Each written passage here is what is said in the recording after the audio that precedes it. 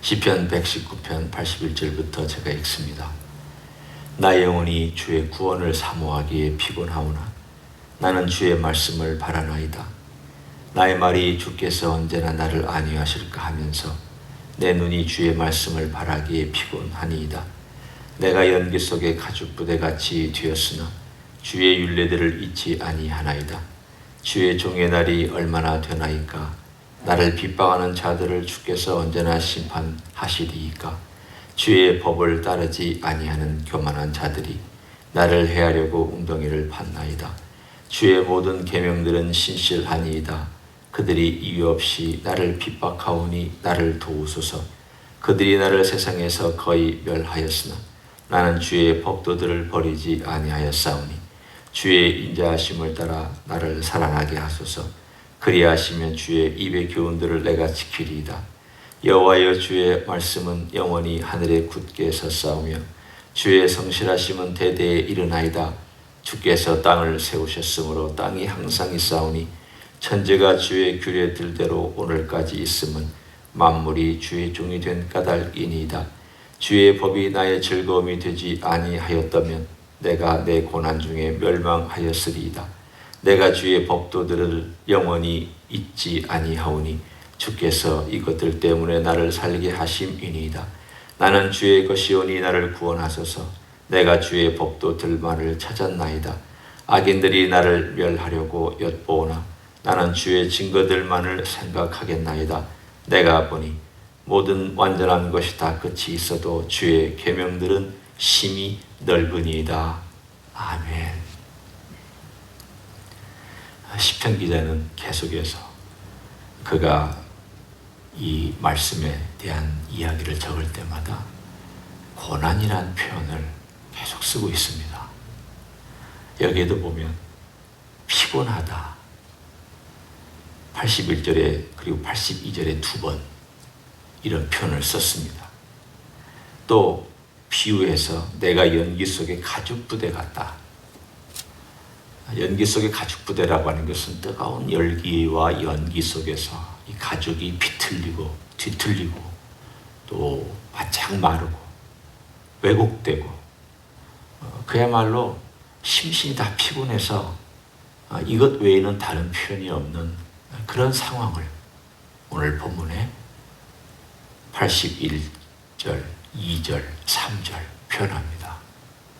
그리고 그 다음 대목에도 원수들, 악인들이 얼마나 나를 핍박하는지를 계속 얘기합니다. 이걸 보면 이 시편 기자가 처해 있는 상황은 여러 가지 자기를 반대하는 사람들 처해 있습니다. 또 그것이 문제가 되어서 자기 심정이, 마음이 힘들어 있습니다. 왜 하나님은 이 문제를 쉽게 해결하지 않아 주실까? 우리는 우리를 반대하는 악인들이나 또 이런 문제가 아니라 할지라도 어떤 문제가 있으면 그 문제가 좀 빨리 해결됐으면 좋겠는데 해결이 빨리 안 될 때가 참 많습니다. 시편 기자의 고민도 우리하고는 상황이 다를 수 있지만 갈등하는 것이 빨리 해결이 안 되는 것 때문에 지금 고민하고 있습니다. 오늘 여기 보면은 거의 죽게 되었다. 그리고 내가 어떻게 돼야 될지 모르겠는데 내 생명이 얼마나 남은지도 모르겠다. 내가 거의 멸할 뻔 됐다. 이걸 우리가 쭉 짐작해 볼 수 있다면 이 시편 기자가 나이가 얼마인지 또 어떤 상황인지 또 어느 시대에 살았는지 우리는 짐작할 수는 없습니다. 다만 우리가 알 수 있는 것은 참 응답이 더디구나. 그리고 기도하는 제목이 쉽게 그에게 응답되지 않았구나. 그래서 그가 오늘의 응답이나 될까? 또 내일 일어나서 또 하루 쳐다보면 내일 또 응답이나 될까? 이렇게 하루하루 하나님하고 씨름하면서 살아가는 가정 가운데서 그가 첫 번째 대목은 힘들고 어려운 상황 가운데서 자기를 살려달라고 기도하는 대목이고 우리가 읽었던 두 번째 대목은 분위기가 조금 바뀝니다. 그런 긴 과정 가운데서 그가 견딜 수 있었던 것은 오늘 본문에 나와 있는 표현입니다. 86절에 보면 이렇게 표현합니다. 주의 모든 계명들은 신실하니이다. 그가 힘들고 마음이 업다운이 있습니다.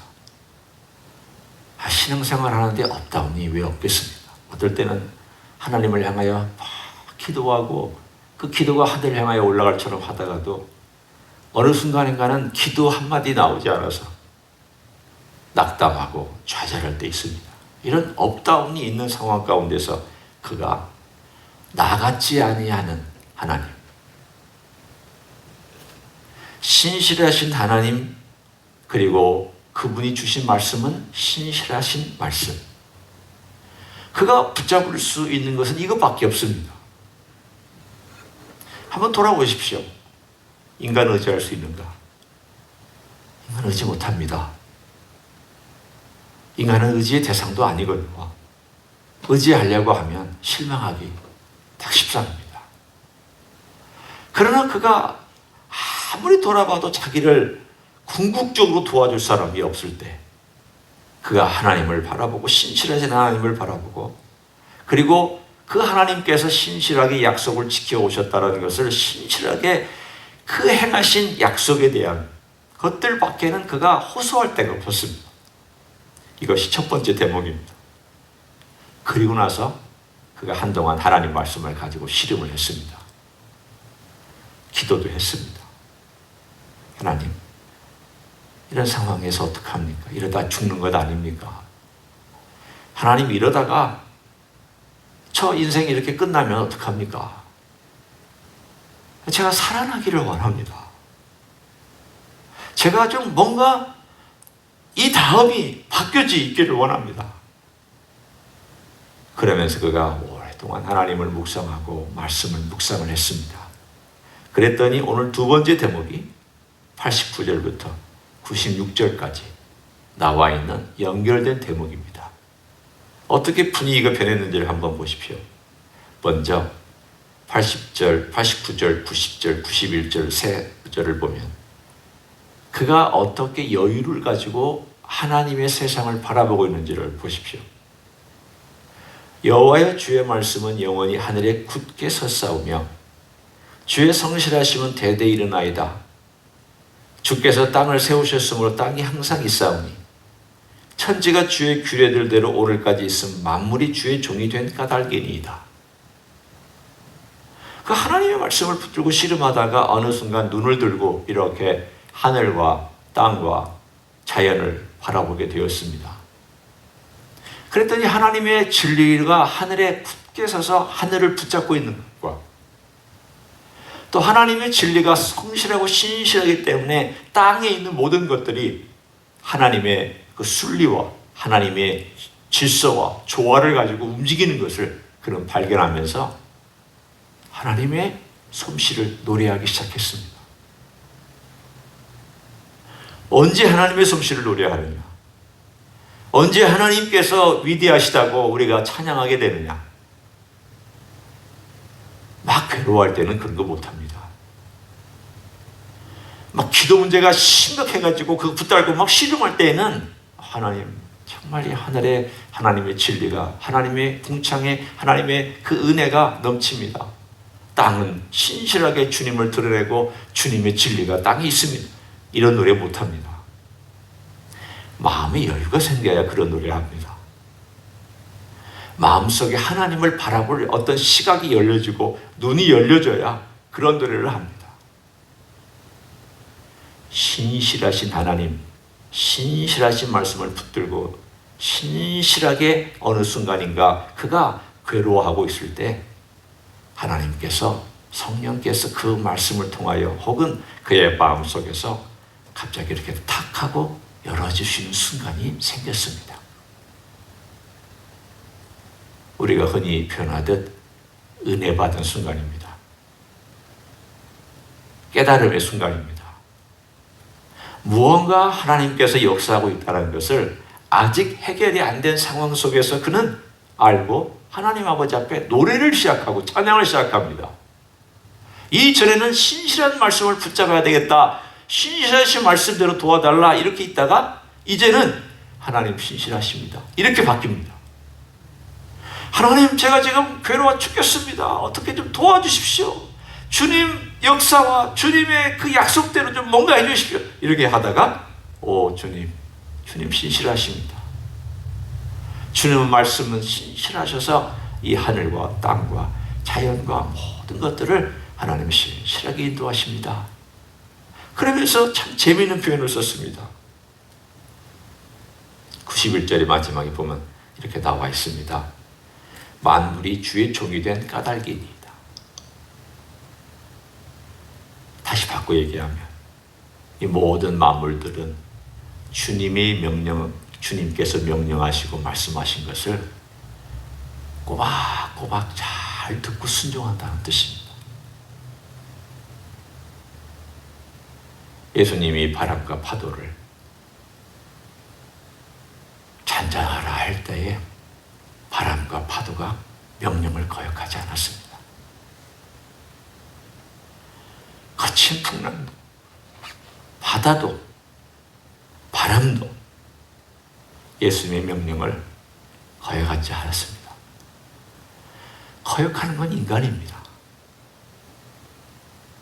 불순종하고 계속 주의 종이라고 말을 하면서 삶은 주의 종이 아닌 게 인간입니다. 우리가 그렇습니다. 오늘 이 내용을 보면서 우리는 대비되는 모습을 볼 수 있습니다. 모든 만물들은 주의 종인데 그 만물 가운데는 우리도 들어있는데 우리도 피조물이니까 우리는 왜 이렇게 말을 안 들을까? 왜 이렇게 자꾸 주님 앞에 우리의 삶 가운데 있는 이 모든 것들을 내어놓는다고 얘기하면서 내어놓지 못하고 주님 도와달라고 하면서도 또 다른 생각을 하고 있고 우리는 왜 이럴까? 그러나 이 시편 기자는 오늘 다시 회복되고 있는 것을 봅니다. 하나님께 막 간구하여 그 전 대목에서 기도하다가 이 대목에 와서는 이제 하나님 만물이 주의 종입니다. 그 속에는 저도 들어있습니다. 그가 어려운 과정 속에서 말씀을 붙들고 씨름하고 힘들고 업다운이 있고 그리고 여러 가지 괴로움을 겪고 나서 그가 이 모든 과정 속에서 아직 문제가 해결되지 않았음에도 불구하고 하나님을 발견하고 그 말씀의 신실하심을 발견하고 그 만물들이 하나님의 음성을 듣고 순종하고 있는 걸 보면서 나도 그렇게 해야지, 나도 그렇게 주의 음성을 듣고 그렇게 살아야지, 그러면서 그 마음속에 감동으로만 끝난 것이 아니라 각오까지 하게 되는 그러한 하나님의 도우심이, 성령의 도우심이 그 안에서 일어났습니다. 그리고 나서 그가 고백합니다. 92절입니다. 주의 법이 나의 즐거움이 되지 아니하였다면, 바꿔 얘기하면 주의 법이, 주의 말씀이 나의 즐거움이 되었나이다, 그 뜻입니다. 아니, 이전에는 안 즐거웠잖아요. 이 전 대목에서는 안 즐거웠는데 이 대목에 와서는 즐거움이 되었다고 얘기를 합니다. 그 전에는 신실하신 하나님, 그 말씀 붙잡고 그 말씀에 그냥 어떡하든지 떠나지 않으려고 애를 썼지만 마음은 괴로웠는데 이 대목에 와서는 그 말씀을 붙잡고 있더니 어느 순간 내 안에서 이렇게 샘이 솟아나면서, 내 안에서 어떤 즐거움의 샘이 솟아나면서 갑자기 나도 알지 못하는 평화로움과 내가 전혀 경험하지 못했던 즐거움이 이렇게 나를 덮기 시작합니다. 오늘 시편 기자는 마치 어떤 우리가 한 대목이 이렇게 있다면 전편과 후편을 우리들에게 보여준 것처럼 이 16절의 시편 가운데서 176절 가운데 16절이면 조그만한 대목에 불과하지만 적어도 이 두 대목 가운데서는 우리들에게 그런 감정의 변화, 그의 마음의 변화, 상태는 변하지 않을 수 있었지만 그러나 그의 시각의 변화, 이런 변화를 우리들에게 보여주고 있습니다. 괴로울 힘들 때 우리가 누구를 의지합니까? 다시 주님 바라봐야죠. 우리 십자가를 지시고 이 땅에서 우리를 위해서 사랑을 베풀어 주신 우리 주님밖에는 우리가 호소할 데 없습니다.